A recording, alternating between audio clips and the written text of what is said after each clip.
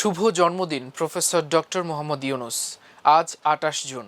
নোবেলজয়ী অর্থনীতিবিদ, ক্ষুদ্র ঋণের প্রবর্তক এবং বাংলাদেশের সাবেক অন্তর্বর্তী সরকারের প্রধান উপদেষ্টা অধ্যাপক ডক্টর মোহাম্মদ ইউনুসের ৮৬তম জন্মদিন আজ। ১৯৪০ সালের এই দিনে চট্টগ্রামের হাটহাজারী উপজেলার বথুয়া গ্রামে জন্মগ্রহণ করেন তিনি। তার এই জন্মদিনে সামাজিক যোগাযোগ মাধ্যম জুড়ে তাকে শুভেচ্ছা জানাচ্ছেন দেশ ও বিদেশের অসংখ্য মানুষ। তবে এবার জন্মদিনে শুভেচ্ছার পাশাপাশি সবচেয়ে বেশি আলোচনায় এসেছে তার একটি ভিন্ন রূপ। সামাজিক যোগাযোগ মাধ্যমে ছড়িয়ে পড়েছে একটি ভিডিও, যেখানে দেখা যায় একটি অনুষ্ঠানে নাচছেন ডক্টর মোহাম্মদ ইউনুস।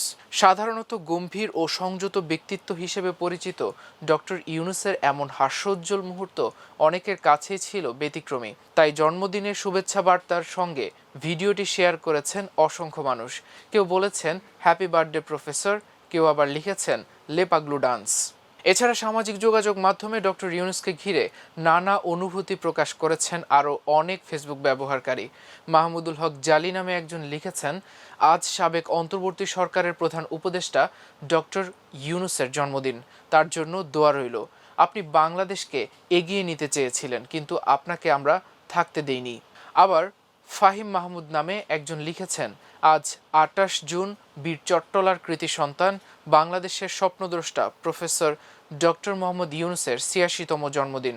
আজ বাংলার তথা বিশ্ববাসীর অহংকারের দিন। ডক্টর মোহাম্মদ ইউনুস এক মহান স্বপ্নদ্রষ্টার নাম। গোটা বিশ্ব যে কয়েকজন বাঙালিকে এক নামে চেনে, ইউনুস তাদের একজন। তাকে নিয়ে লেখার কোনো যোগ্যতা আমার নেই। ব্যক্তি ইউনুসকে নিয়ে লেখা হয় খুব কম, বেশি লেখা হয় তার কর্ম নিয়ে।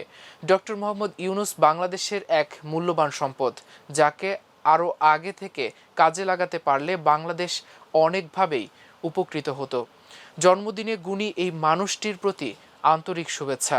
২০২৪ সালের ৫ আগস্ট ছাত্র জনতার গণ অভ্যুত্থানের মধ্য দিয়ে শেখ হাসিনা সরকারের পতনের পর দেশের রাজনৈতিক বাস্তবতায় আসে বড় পরিবর্তন। সেই পরিবর্তনের ধারাবাহিকতায় ৮ আগস্ট ডক্টর মোহাম্মদ ইউনুসের নেতৃত্বে গঠিত হয় অন্তর্বর্তী সরকার। তখন দেশের আইন শৃঙ্খলা পরিস্থিতি, প্রশাসনিক চ্যালেঞ্জ এবং অর্থনৈতিক অনিশ্চয়তা সব মিলিয়ে ছিল একটি কঠিন সময়। এমন পরিস্থিতিতে দায়িত্ব নিয়ে দেশকে স্বাভাবিক অবস্থায় ফিরিয়ে আনার চেষ্টা শুরু করে অন্তর্বর্তী সরকার। আন্তর্জাতিক অঙ্গনে ডক্টর ইউনুসের দীর্ঘদিনের গ্রহণযোগ্যতা বাংলাদেশের জন্য গুরুত্বপূর্ণ হয়ে ওঠে। যুক্তরাষ্ট্র, ইউরোপীয় ইউনিয়ন সহ বিভিন্ন দেশের সঙ্গে কূটনৈতিক ও অর্থনৈতিক যোগাযোগ নতুন গতি পায়। একই সঙ্গে সবার সাথে বন্ধুত্ব, কারো সঙ্গে বৈরিতা নয়, এই নীতিতে বাস্তবমুখীভাবে এগিয়ে নেওয়ার চেষ্টা লক্ষ্য করা যায়। ডক্টর মোহাম্মদ ইউনুস বরাবরই বলেছেন, ২৪-এর গণ অভ্যুত্থানের প্রকৃত কৃতিত্ব জেনজির। তিনি নতুন প্রজন্মকে শুধু পরিবর্তনের দাবিদার নয়, রাষ্ট্র গঠনের অংশীদার হিসেবেও দেখতে চেয়েছেন। নীতি নির্ধারণ ও সংস্কার প্রক্রিয়ার তরুণদের সম্পৃক্ত করার বিষয়টিও তার নেতৃত্বে আলোচনায় বারবার উঠে এসেছে।